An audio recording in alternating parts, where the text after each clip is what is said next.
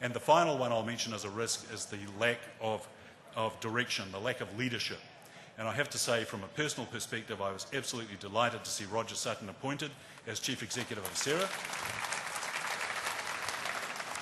Roger is gregarious, Roger says it the way he sees it, Roger is a person of utmost integrity, and Roger is a person who, I don't know anyone that doesn't like Roger Sutton.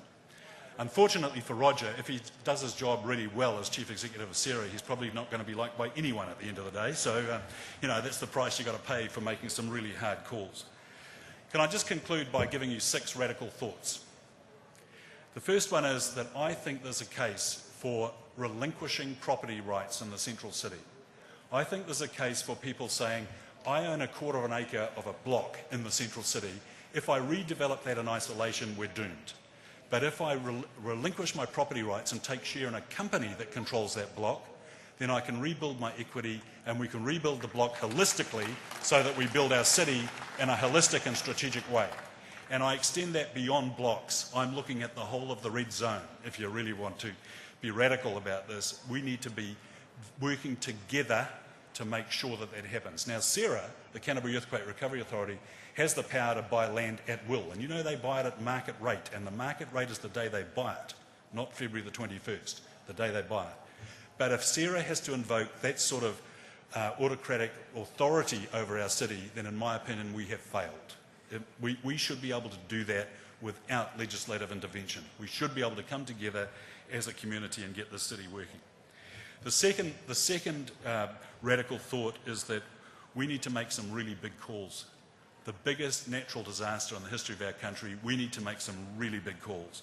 And there's going to be some big losers when we make those big calls.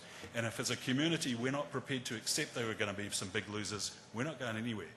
So get your heads around the fact that this isn't going to be a fair play for everyone. There are going to be winners and there are going to be losers. And that's the reality of dealing with a national disaster of this proportion. The third radical thought is the inevitability of villages growing around our city.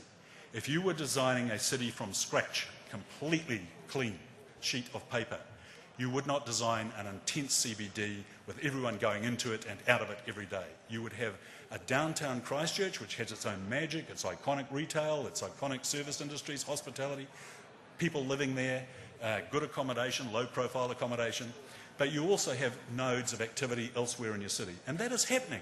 That is happening right now. What we need to do, in my opinion, is reinforce that, not deny it, reinforce it. And we need to make sure that we're well connected, and we need to make sure that the roading system reflects that. And incidentally, one of the ways that we might be able to solve some of our roading issues is by relinquishing property rights, because you can get quite radical in terms of the redesign of your city. The fourth one is the one that I mentioned before about the opportunity we have with a huge cash injection coming into the city. We need to be radical about how we use that money. No point in going back to where we've been. The fifth one is roading.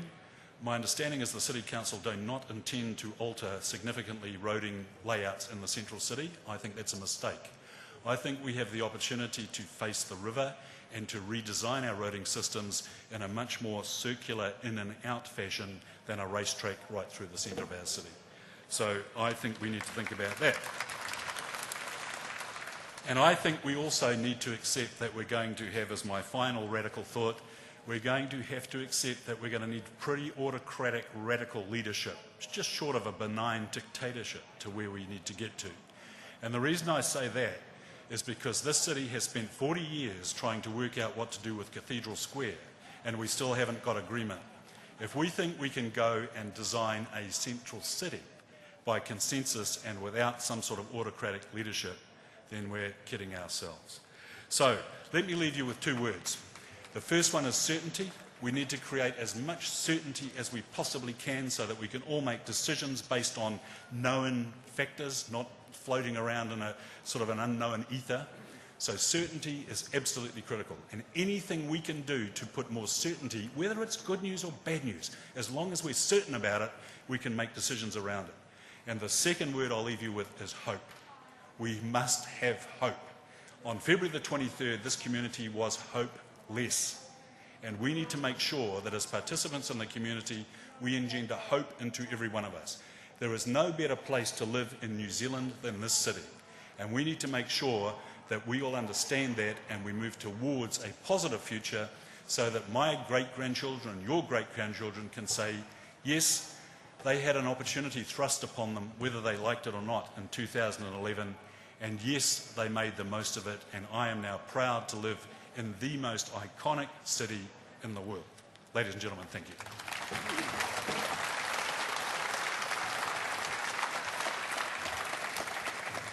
Oh, some good straight shooting stuff there, Peter. Normally such a mild-mannered man as well. Righto, question time. Can you just raise your hand if you do have a question, just so we've got an indication? All right, we'll start there. Yep. Hello. About 5 years ago, an American consulting firm was brought in by the council to look at future direction of the town. I reported on it for a wee mag in those days, and one of their recommendations was that they get rid of the one-way system. They were very adamant that that really had to be done because they were just cycling traffic through the town rather than encouraging it to stay. You mentioned that as well. Why do you think the council was so fixated on this one-way system? I don't think they necessarily are fixated on the one-way system. They're fixated on efficient traffic flow, which they should be. But look, I had the good fortune to be in Belfast for a month a couple of years ago, and Belfast's got a ring road going right around the outside of it. Yeah.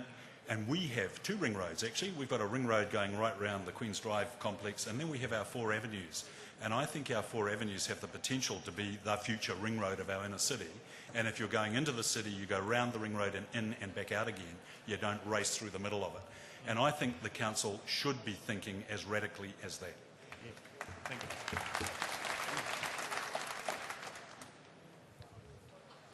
Thank you, Peter, for a wonderful talk. And in fact, my question really is very similar to what we've had just before. I was quite disturbed with your comment that the council may not be wanting to be radical about our roading in one-ways. And I think this is not even a once-in-a-lifetime, this is a once-in-500-year opportunity to deal with that. What do we have to do to get the council to actually get radical and be willing to actually consider some real alternatives? What do we do? First thing you can do is put a sticker up on the notice board. Look, we've all just got to make sure that we get the right solution here, and we need to do it together. I don't see the need for polarised confrontation. What I do see the need for is real collaboration and real commitment to get the best possible outcome. And from my perspective, I'm one of these people that like to say, what does it look like in 5 years? What do we want it to look like in 5 years? Then what do we have to do to get there? Rather than what have we got and how are we going to fix it? If we can all be a little visionary and say, what is our dream for 5 years, then it makes it much easier for us all to track towards that destination. And I think you'll find that seriously, if you were rebuilding a city from scratch, you wouldn't put one-way street systems right through the middle of it.